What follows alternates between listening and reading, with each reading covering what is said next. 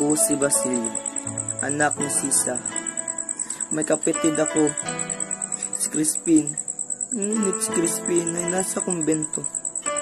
Dahil sa kalupitan ng sakristang mayor, ako'y tumakas sa kumbento at nag-aral ng mabuti at sa tulong na rin ni Kapitan Tiago, ako'y nakapagtapos sa kursong medisina upang maging patunay na ang edukasyon lamang ang mapapagpagamot sa kamangmangan naming mga Indyo.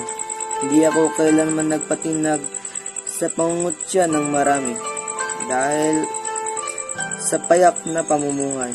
Sa murang edad, nagbabanat buto at hanggang dito na lang.